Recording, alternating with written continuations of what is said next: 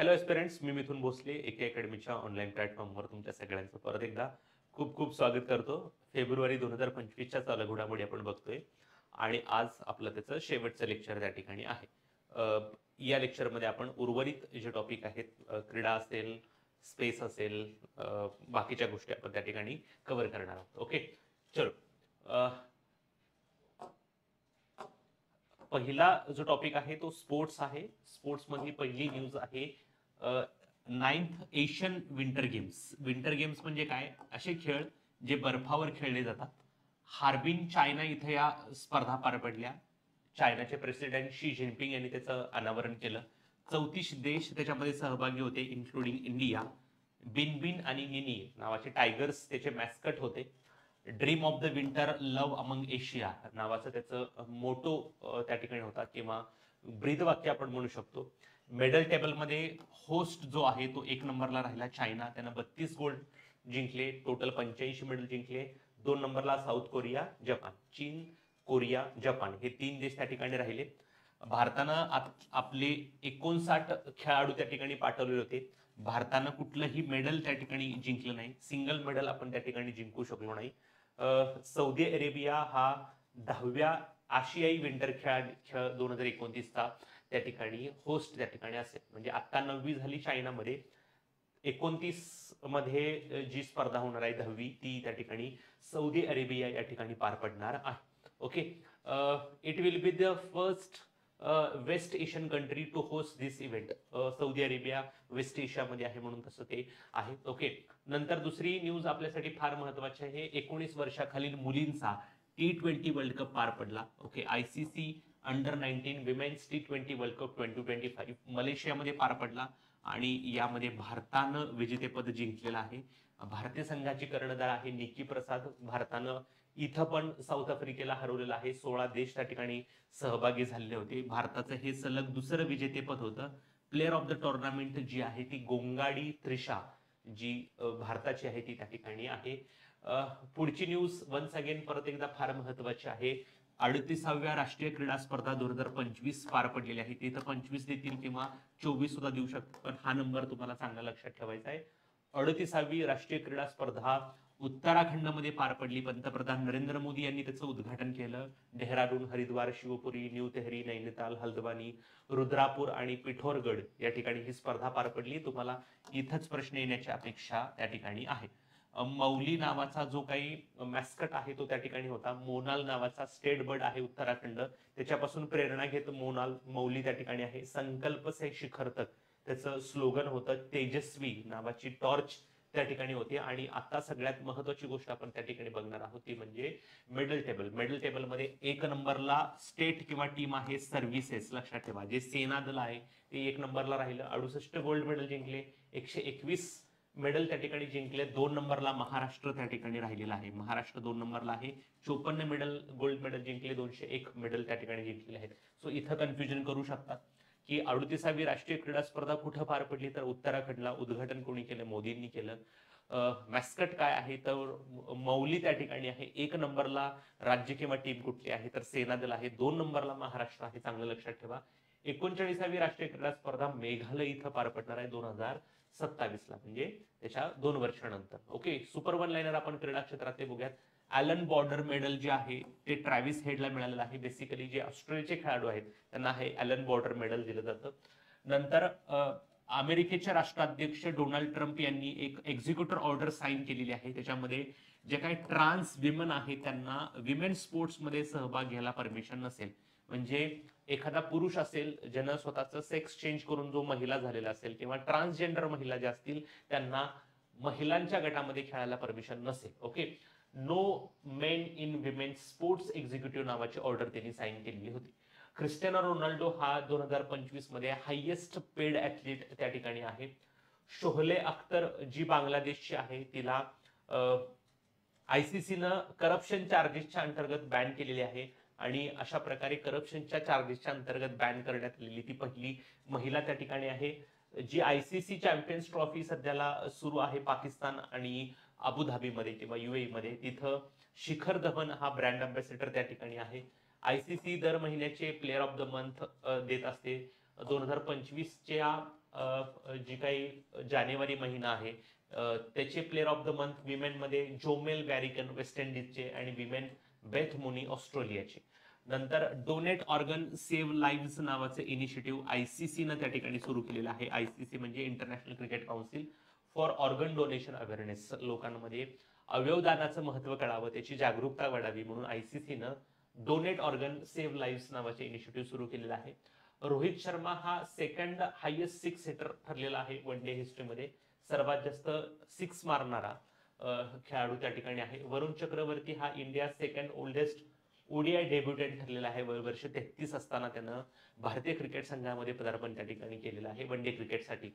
Marcus स्टॉयनस नावाचा एक Australian क्रिकेटपटू आहे, त्यानं वन डे क्रिकेटमधून निवृत्ती जाहीर केलेली आहे. नंतर भारताचा पण एक क्रिकेटपटू आहे, त्यानं नुकतीच निवृत्ती जाहीर केली, त्याचं नाव आहे वृद्धिमान साहा.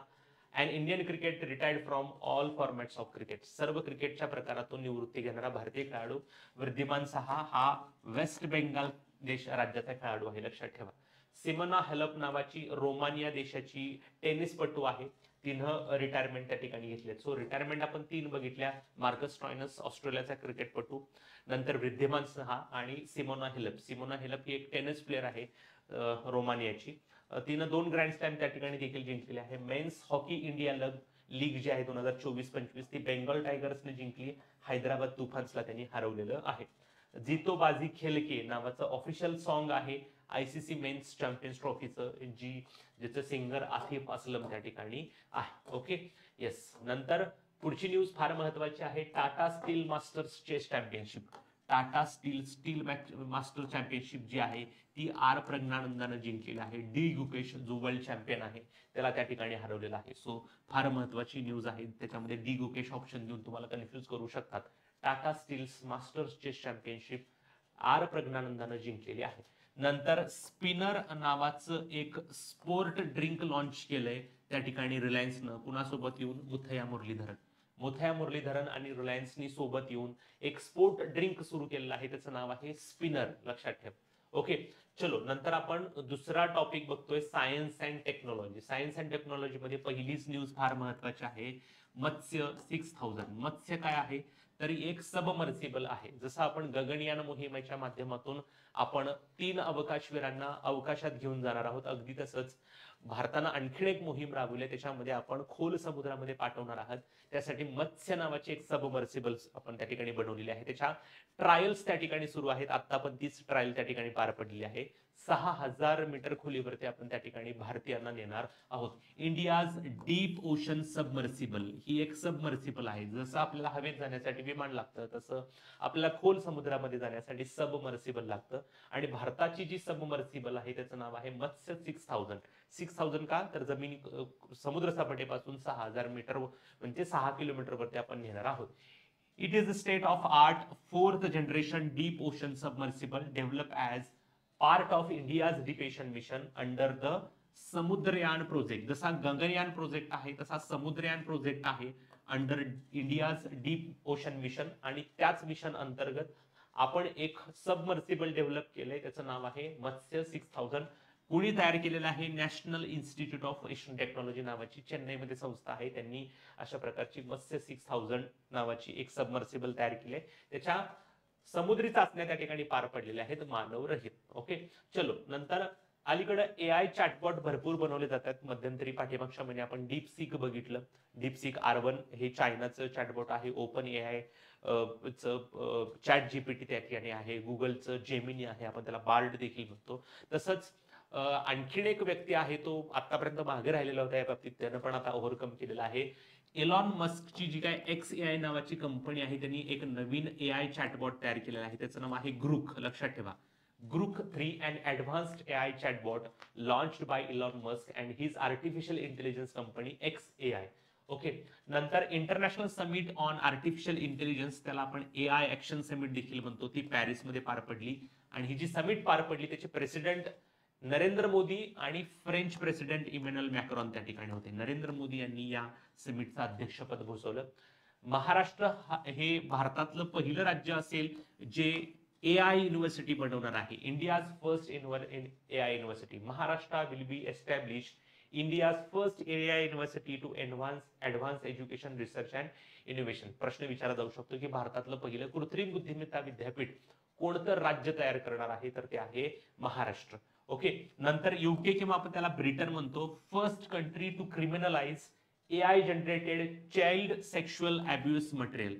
म्हणजे एआयच्या मदतीनं जे काही चाइल्ड पोर्नोग्राफी बनवली जाते त्याला गुन्हेगार ठरवणारा जगातला पहिला देश UK. Okay, first kangaroo embryo created via in vitro fertilisation. In vitro fertilisation वापरून कांगारूचं एम्ब्रियो तयार करणारं विद्यापीठ कुठलं आहे, तर क्वीन्सलँड नावाचं विद्यापीठ आहे. सो ऑस्ट्रेलियामध्येच कांगारू असतात आणि तिथंच एम्ब्रियो बनवलं जाणार, हे फार साहजिक आहे. फक्त तुम्हाला युनिव्हर्सिटीचं नाव लक्षात ठेवायचं, त्याचं नाव आहे Queensland. Okay, China, a country that launch and antitrust investigation into Google. गुगलच्या विरोधात त्यांनी एक खटला दाखल केलेला आहे अँटीट्रस्टच्या अगेन्स्ट. नंतर नायजर हा पहिला देश आहे ज्यानं एका रोगाचे इलिमिनेशन त्या ठिकाणी केलेलं आहे. Niger first African nation to eliminate onchocerciasis. लक्षात ठेवा, ओन्कोसेरेसियासिस नावाचा एक डिसीज आहे, तो तिथून एलिमिनेट त्या ठिकाणी झालेला आहे. वर्ल्ड हेल्थ ऑर्गनायझेशनने तशी घोषणा केलेली आहे. नंतर युगांडा नावाचा देश आहे, त्यानं इबोला व्हायरसची जी काही सुदान स्पेसिस आहे त्याच्या अगेन्स्ट क्लिनिकल ट्रायल सुरू केलेले आहेत. क्लिनिकल ट्रायल म्हणजे जे काही लस तयार केलेली असते ती लस काही लोकांना दिली जाते. A country that launch the first clinical trial for vaccine aimed at the Sudan species of Ebola virus. Ebola व्हायरसच्या अगेन्स्ट क्लिनिकल ट्रायल सुरू करणारा पहिला देश Uganda. Okay, AgriHub and AI-driven Center of Excellence launched by Ministry of Electronics and Information Technology and IIT Indore to transform Indian agriculture. Indian agriculture मध्ये सुधारणा करण्यासाठी एक AI-driven Center of Excellence बनवलेलं आहे, त्याचं नाव आहे AgriHub. इलेक्ट्रॉनिक्स अँड इन्फॉर्मेशन टेक्नॉलॉजीला सहाय्य केलेलं आहे IIT इंदोरनं. ओके, चलो नंतर science film festival of India पणजीमध्ये पार पडलं. जे प्रमोद सावंत मुख्यमंत्री आहेत त्यांनी उद्घाटन त्या ठिकाणी केलेलं आहे. International thermonuclear experimental reactor, most advance and largest tokamak based fusion reactor in the world. Okay, फ्रान्समध्ये अशा प्रकारे most advance and largest tokamak based fusion reactor बनवलं जात आहे. Srijanam, India's first automated biomedical waste conversion system. जे काय हॉस्पिटलमध्ये biomedical waste होतं त्याच्यासाठीच हे सृजनम नावाचं एक ऑटोमेटेड डिव्हाइस त्या ठिकाणी बनवण्यात आलेलं आहे. एम्स मध्ये CSIR आणि NIST न त्यांनी त्या ठिकाणी डेव्हलप केलेलं आहे. जितेंद्र सिंग यांनी त्या ठिकाणी त्याचं अनावरण केलेलं आहे. Okay, India's first ferret research facility. India's first ferret research facility जी आहे ती फरीदाबाद, हैदराबाद या ठिकाणी, हरियाणा या ठिकाणी बनवली जाते. Epicoccum indicum, a new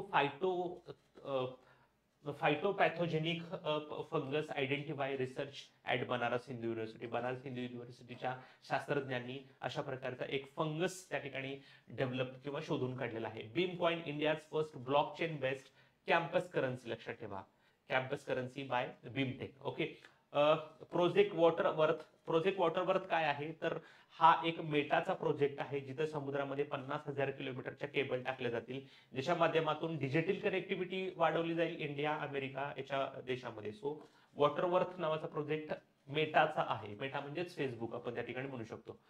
world largest data centre बनवलं जाणार आहे जामनगरला. World largest data centre Jamnagar मध्ये असणार आहे. World first audio visual entertainment summit गोव्यामध्ये होणार होती, ती बदलून आता त्या ठिकाणी मुंबईमध्ये असेल. 1 ते 4 मेच्या दरम्यान त्या ठिकाणी पार पडेल. ओके, चलो नंतर आपण स्पेस मधल्या घडामोडी त्या ठिकाणी बघणार आहोत. फार महत्वाच्या 2 घडामोडी त्या ठिकाणी आहेत. त्यातली पहिली आहे इस्रोची स्पेडेक्स मिशन. स्पेडेक्स म्हणजे काय, तर स्पेस डॉकिंग एक्सपेरिमेंट. आता हे स्पेस डॉकिंग एक्सपेरिमेंट काय आहे, तर एकाच यानातून यानाचे 2 वेगवेगळे भाग त्या ठिकाणी पाठवले जातात. जेव्हा ते लो अर्थ ऑर्बिट मध्ये जातात तेव्हा ते एकमेकांना कनेक्ट केले जातात आणि एकमेकांपासून वेगळे केले जातात. सो भारताचे जे काही लॉन्चिंग व्हेकल्स आहे त्यांची एक स्पेसिफिक वेइंग कॅरिंग कॅपॅसिटी आहे, त्याच्यापेक्षा जास्त लिमिटचे पेलोड्स आपण एका वेळेला घेऊन जाऊ शकत नाही, म्हणून आपण भविष्यामध्ये आपण स्वतःचं अंतराळ स्थानक बनवणार आहोत, आपण चांद्रयान-4 मोहीम राबवणार आहोत. सो त्यावेळेला आपल्याला जास्त वजन एकाच वेळेला घेऊन जाणं फार शक्य नाहीये, कारण जर आपल्याला अवकाश स्थानक बनवायचं असेल तर आपल्याला पार्ट्स घेऊन जावं लागणार आहे आणि नंतर त्याची अवकाशामध्ये जोडणी करावी लागणार आहे. सो स्पेस डॉकिंग एक्सपेरिमेंट काय आहे, तर जे काही अवकाश स्थानक असेल, जे काही यान असेल, त्याचे सुट्टे भाग आपण घेऊन जातो आणि त्याची जोडणी आपण त्या ठिकाणी अवकाशात करतो. त्याला स्पेस डॉकिंग एक्सपेरिमेंट म्हणतो. जगात आतापर्यंत 3 देशांनीच हे सफल करून दाखवलेलं आहे, अमेरिका, रशिया आणि चायना. भारत जगातला 4था देश आहे ज्यानं स्पेस डॉकिंग केलेलं आहे, म्हणजे वेगवेगळे तुकडे वरती जाऊन जोडलेले आहेत. Okay, so space docking experiment PSLV C60 नावाची व्हेकल वापरलं. 30 डिसेंबरला लॉन्चिंग त्या ठिकाणी झालं होतं, पण आपण फेब्रुवारीमध्ये का घेतोय, कारण फेब्रुवारीमध्ये ते सक्सेसफुल त्या ठिकाणी झालेलं आहे. ओके, श्रीहरिकोटा यातून त्याचं लॉन्चिंग झालं. जे 2 भाग पाठवले, स्मॉल स्पेसक्राफ्ट पाठवले, त्याचं नाव होतं SDX-1, ज्याला चेझर असं म्हटलं जातं, आणि दुसरं होतं SDX-2, जो टार्गेट त्या ठिकाणी होता. म्हणजे टार्गेट एका ठिकाणी थांबला होता, चेझर येऊन त्याला जॉईन झाला आणि आपण म्हणतो ना नट मोल्ड मध्ये आपण पॅक करतो, सेम तसं त्या ठिकाणी झालेलं आहे. SDX-1 म्हणजे स्पेस डॉकिंग एक्सपेरिमेंट 1 आणि स्पेस डॉकिंग एक्सपेरिमेंट 2, 2 त्या ठिकाणी आपण भाग पाठवलेले होते. Aim of the mission to develop and demonstrate technology needed for rendezvous docking and undocking 2 small spacecraft. Low earth orbit मध्ये जे काही 2 स्पेसक्राफ्टचे भाग आहेत त्यांना जोडणं आणि एकमेकांपासून विलग करण्यासाठी ही टेक्नॉलॉजी त्या ठिकाणी असणार आहे. ओके, सो जनरली एवढंच लक्षात ठेवा, स्पेस डॉकिंग एक्सपेरिमेंट साठी कुठलं लॉन्चिंग व्हेकल आपण त्या ठिकाणी वापरलेलं आहे आणि कुठले 2 स्मॉल स्पेसक्राफ्ट आपण त्या ठिकाणी वापरलेले आहे. Okay, yes. After docking the satellites operated as 1 spacecraft for a time. म्हणजे जर आपण डॉकिंग केलं, एकमेकाला जर 2 भाग जोडले तर ते एक स्पेसक्राफ्ट म्हणून त्या ठिकाणी काम करतात. एकमेकांपासून सेपरेट पण त्या ठिकाणी होऊ शकतात. If the mission is successful, आता पहिला टप्पा पार झालाय, म्हणजे 2 जे तुकडे आहेत ते आपण जोडलेले आहेत एकमेकांपासून, आता ते सेपरेट करायचे राहिलेले आहेत, परंतु पहिलं डॉकिंग तरी त्या ठिकाणी झालेलं आहे. सो डॉकिंग पूर्ण करणारा भारत जगातला 4था देश आहे आफ्टर USA. भारत 4था देश आहे आफ्टर US, रशिया आणि China. The mission will help with future space ambitions like lunar missions म्हणजे Chandrayaan missions, sample returns and development of Bharatiya Antariksh station. म्हणजे भारतामध्ये चांद्रयान-4 मोहीम आपण राबवतोय, त्या चांद्रयान-4 मोहीममध्ये चंद्रावरचे जे काही दगड मातीचे सॅम्पल्स आहेत ते गोळा केले जाणार आहेत. आणि हे दगड मातीचे सॅम्पल्स जर गोळा करायचे असेल तर अख्खं यान आपल्याला चंद्रावरती पाठवून चालणार नाही, तर असे छोटे छोटे स्पेसक्राफ्ट आपल्याला पाठवत जाणार आहेत. फॉर एक्झाम्पल ए नावाचं स्पेसक्राफ्ट असेल जे चंद्रावर उतरेल, ते परत सॅम्पल्स गोळा करून येईल, ते बी ला देईल आणि बी जमिनीवर त्या ठिकाणी उतरेल. सो हे जर आपल्याला करायचं असेल तर आपल्याकडे डॉकिंग चांगलं पाहिजे, म्हणजे अवकाशामध्ये स्पेसक्राफ्ट जे आपण वेगवेगळे पाठवलेले त्याची जोडणी करता येणं शक्य पाहिजे.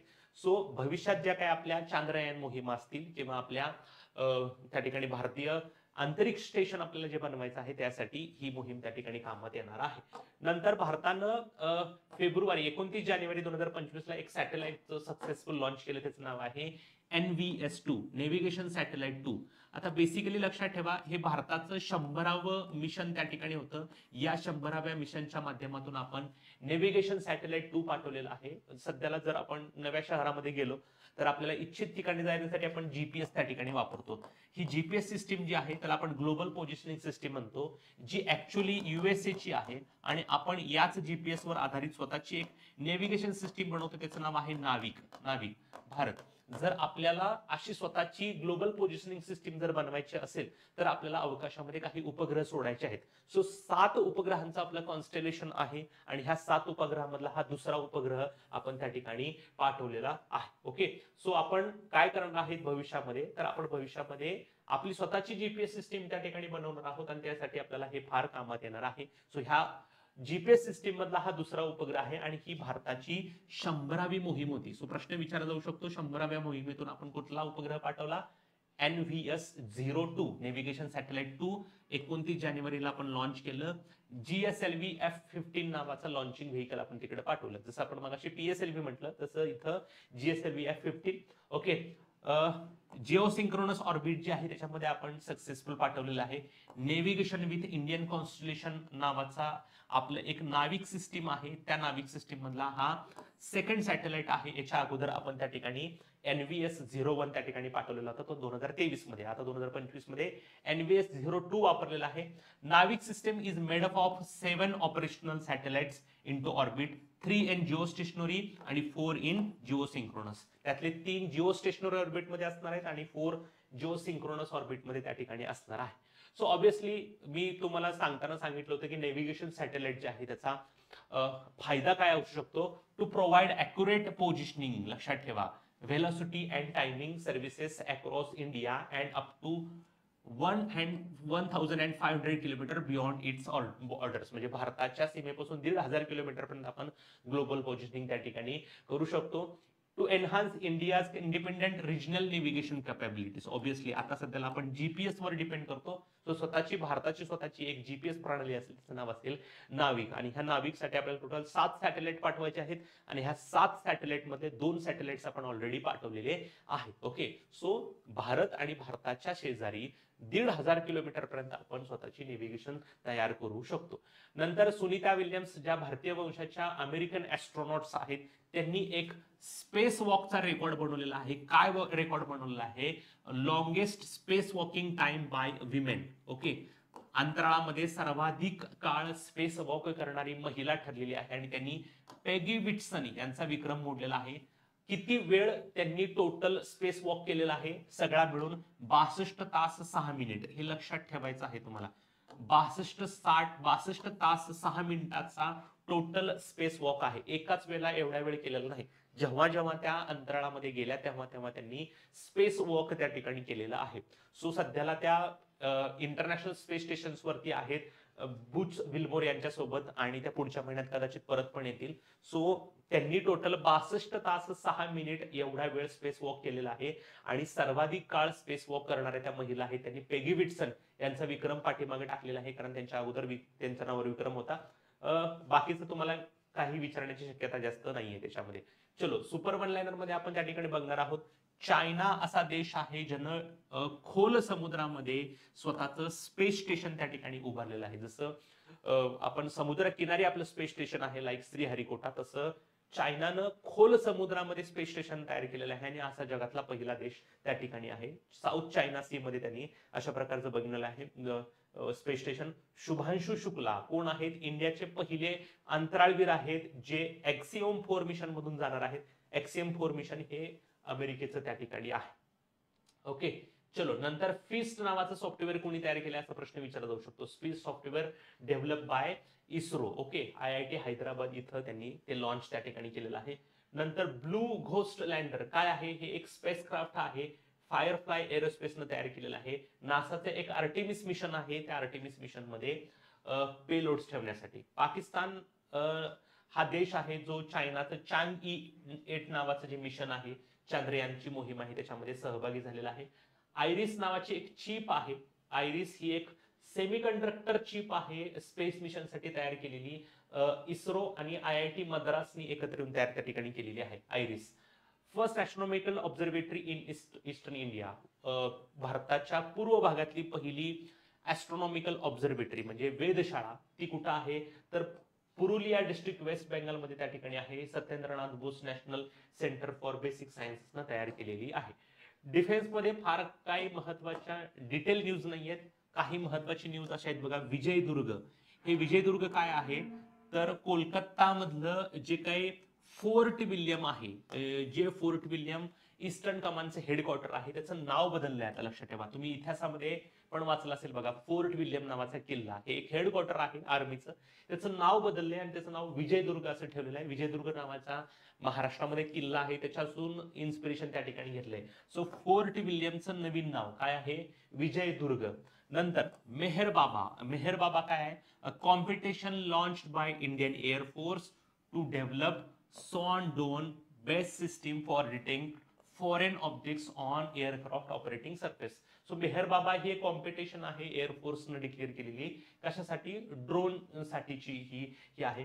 फिलिपाईन्स हा भारताकडून आकाश मिसाईल सिस्टीम घेणार आहे, $200 मिलियन त्या ठिकाणी खर्च करेल. सायक्लोन नावाचा एक्सरसाइज इंडिया आणि इजिप्तमध्ये झाला. एकुबेरन इंडिया आणि मालदीवच्या दरम्यान झाला. विंग रायडर नावाचा जो काही मिलिटरी एक्सरसाइज आहे तो कोणत्या दोन देशादरम्यान नाही तर इंडियन आर्मी आणि इंडियन एअरफोर्सच्या दरम्यान विंग रेडर झाला. ट्रॉपिक्स नावाचा इंडियाचा लार्जेस्ट मेरीटाईम एक्सरसाइज त्या ठिकाणी आहे. ग्लोबल फायर पॉवर इंडेक्स मध्ये 1 नंबरला युएसए आहे. फायर पॉवर इंडेक्स मध्ये सर्वाधिक शक्तिशाली असणारे देश, युएसए 1 नंबरला आहे, 2 नंबरला रशिया, 3 नंबरला चायना आणि 4 नंबरला आपला भारत त्या ठिकाणी आहे. यशस काय आहे तर एक एअरक्राफ्ट आहे, त्याचं नाव आता बदलून यशस असं ठेवलेलं आहे आणि हे एअरक्राफ्ट कोण तयार करतं, हिंदुस्तान एरोनॉटिक्स लिमिटेड. ओके, यशस. सो बांबू बंकर्स इंडियन आर्मीनं त्या ठिकाणी कोलॅबरेशन केलेलं आहे, त्या ठिकाणी IIT गुवाहाटी सोबत बांबू बेस्ड बंकर बनवण्यासाठी. ओके, जर तुम्हाला विचारलं बांबू बंकर साठी इंडियन आर्मीनं कुणासोबत कोलॅब केले तर IIT गुवाहाटी सोबत कोलॅब त्या ठिकाणी केलेलं आहे. नंतर आपण काही महत्वाची पुस्तकं त्या ठिकाणी बघणार आहोत. पुस्तकामध्ये 1 नंबरचा आहे how India scaled mount Everest, the inside story of G20 presidency. 2023 पर्यंत G20चं अध्यक्षपद आपल्या भारताकडे होतं आणि भारतानं हे अध्यक्षपद कसं पेललं यासाठी how India scaled mount G20, mount नाही येतो G20 पण त्याला असं पुस्तकी भाषामध्ये असं नाव दिलेलं आहे. अमिताभ कांत हे लेखक आहेत. फार महत्वाचं पुस्तक आहे how India scaled mount G20 by Amitabh Kant. हे भारताचे G20चे शेर्पा त्या ठिकाणी आहेत. The new icon Savarkar and the facts, Arun Shourie यांचं पुस्तक आहे, हे पण फार महत्वाचं पुस्तक त्या ठिकाणी आहे. I am question mark, Gopichand Hinduja. Indian renaissance, the Modi decade, doctor Aishwarya Pandit. I am a soldier's wife, the life and love of Tony Lidder, Geetika Lidder. Tony Lidder हे एक आर्मी ऑफिसर होते, त्यांना वीरमरण त्या ठिकाणी आलं होतं, त्यांच्या पत्नीने हे पुस्तक त्या ठिकाणी लिहिलेलं आहे. आणि शेवटचं पुस्तक आहे मायानगरी बाय शांता गोखले आणि जेरी पिंटो. सो फेब्रुवारी महिन्याचे आपले सगळे टॉपिक समजलेले आहेत. तुमची जी परीक्षा येणार आहे त्याला माझ्याकडून आणि एके अकॅडमीकडून तुमच्या परीक्षेसाठी खूप खूप शुभेच्छा. भरपूर यश मिळवा, भरपूर मोठे व्हा. आजच्यासाठी आपण इथंच थांबतोय. Thank you so much.